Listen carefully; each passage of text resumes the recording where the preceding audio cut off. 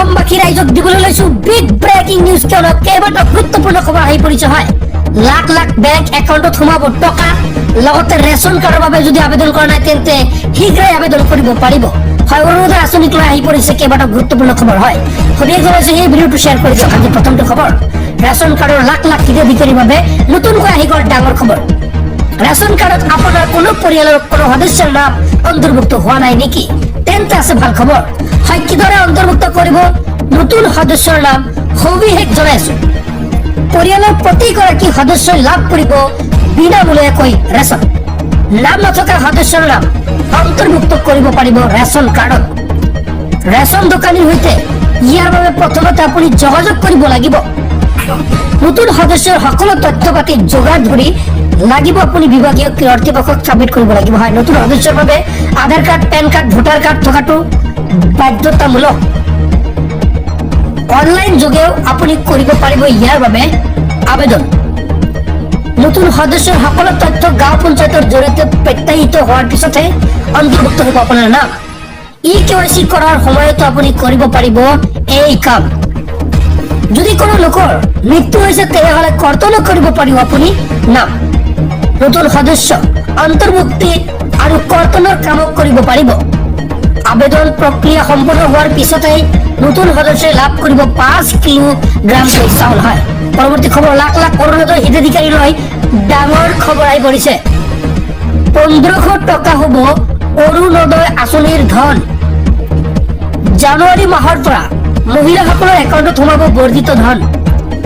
জানুৱাৰীৰ পৰা gas cylinder ক্ৰয় কৰিলে 250 টকাকৈ পাব ৰাজসাহায্য। অৰুণোদয়ৰ ধনৰ লগত 250 টকাকৈ সোমাব ৰাজসাহায্য। সৰ্বমুঠ 1500 টকা লাভ কৰিব হিতাধিকাৰীসকলে।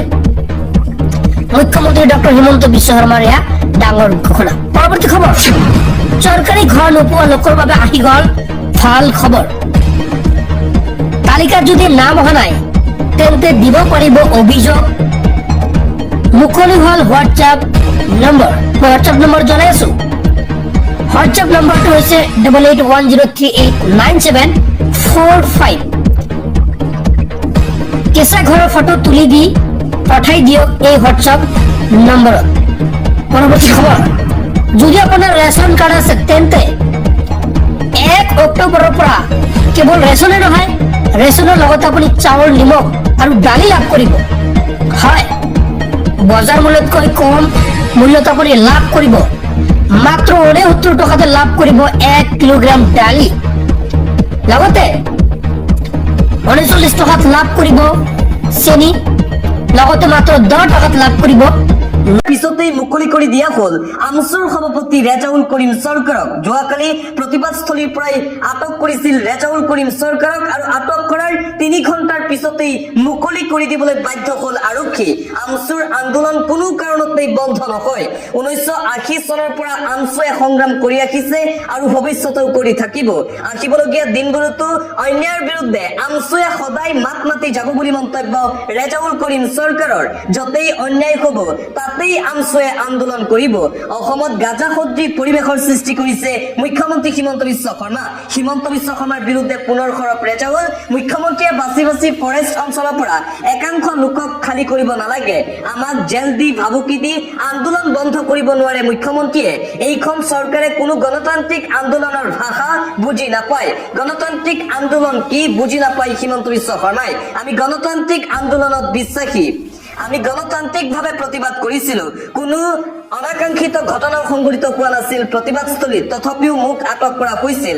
হাজাৰ হাজাৰ সংখ্যালঘু লোকে কৰিছিল প্ৰতিবাদ। আজি যিসকলক উচ্ছেদ কৰিছে এইসকল ভূমিহীন লোক, প্ৰকৃত ভাৰতীয় লোক। থানাৰ পৰা ওলাই আহি এই মন্তব্য আমচুৰ সভাপতি ৰেজাউল কৰিম চৰকাৰৰ। কোনো কাৰণতেই আমচুৰ এই প্ৰতিবাদ স্তব্ধ নহয়। আৰু এখন নতুন যুঁজৰ হুংকাৰ দিলে আমচুৱে। উচ্ছেদ চলোৱা চৰকাৰী বিষয়াক চুচৰাই ন্যায়ালয়ত লৈ যাব আমচুৱে। এই হুংকাৰ প্ৰদান কৰিছে ৰেজাউল কৰিম চৰকাৰে। আৰু এখন নতুন যুদ্ধৰ হুংকাৰ দিলে সদৌ অসম সংখ্যালঘু ছাত্ৰ ইউনিয়নে। অসমত ধৰ্মীয় সংখ্যালঘু এজনো বাংলাদেশী নাই বুলি দিলে চেলেঞ্জ।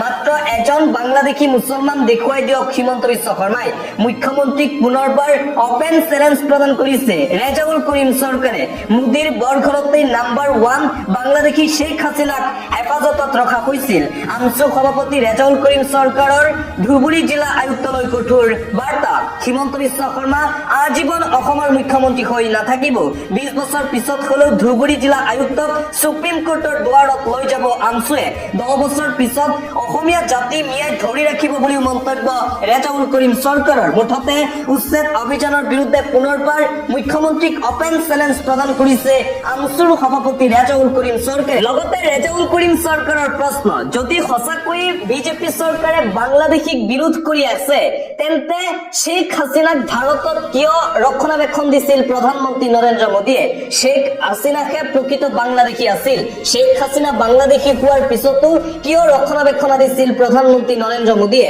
প্ৰশ্ন উত্থাপন কৰিছে আমছুৰ সভাপতি ৰেজাউল কৰিম চৰকাৰে আৰ এটা অতিকৈ গুৰুত্বপূৰ্ণ খবৰ আমছুৰ প্ৰতিবাদৰ মাজতেই উচ্ছেদত স্থগিতাদেশ ন্যায়ালয়ৰ শপতনামাত তথ্য দিয়াত ব্যৰ্থ হৈ পৰিছে চৰকাৰ যাৰ বাবে উচ্ছেদ অভিযানত এতিয়া নিষেধাজ্ঞা জাৰি কৰিছে ন্যায়ালয়ৰ ফালৰ পৰা এফালে চলি আছে আমছুৰ নেতৃত্বত তীব্ৰ প্ৰতিবাদ আমছুৰ প্ৰতিবাদৰ মাজতেই উচ্ছেদক লৈ এই গুৰুত্বপূৰ্ণ ৰায়দান ন্যায়ালয়ক চৰকাৰে দিব নোৱাৰিলে সম্পূৰ্ণ তথ্য 19 আগষ্টলৈকে প্ৰশাসনে উচ্ছেদ চলাব নোৱাৰিব কোনো এখন বনাঞ্চলত গুৱাহাটী মহানগৰীৰ পাহাৰত উচ্ছেদত পুনৰ স্থগিতাদেশ গুৱাহাটী হাইকোৰ্টৰ উচ্ছেদ কৰিবলগীয়া অঞ্চলসমূহ বনাঞ্চল নে ৰাজগাঁও সেয়া স্পষ্ট নহয় শপতনামাত চৰকাৰে সম্পূৰ্ণ তথ্য দিব নোৱাৰিলে উচ্চ ন্যায়ালয়ক 19 আগষ্টত গোচৰটোৰ পুনৰ শুনানি গ্ৰহণ কৰিব গুৱাহাটী হাইকোৰ্টে তেতিয়ালৈকে প্ৰশাসনে কোনো ধৰণৰ উচ্ছেদ অভিযান চলাব নোৱাৰিব সেই পাহাৰত ফটাশীল সংৰক্ষিত বনাঞ্চলত উচ্ছেদৰ বাবে জাননী জাৰি কৰিছিল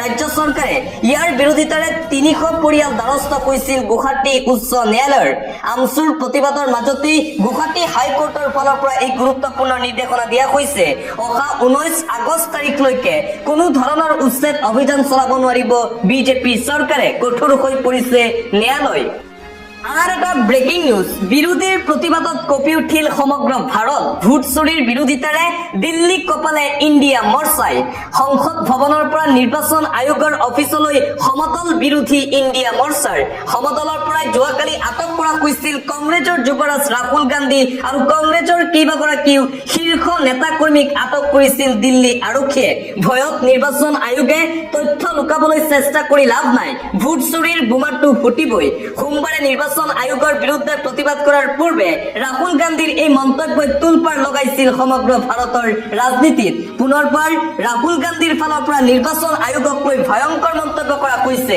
কোনো ধৰণৰ ভয় দেখুৱাব নালাগে কংগ্ৰেছক নিৰ্বাচন আয়োগে তথ্য লুকাবলৈ চেষ্টা কৰি লাভ নাই নিৰ্বাচন আয়োগৰ A to Z তথ্য ফাদিল কৰিব ৰাহুল গান্ধীয়ে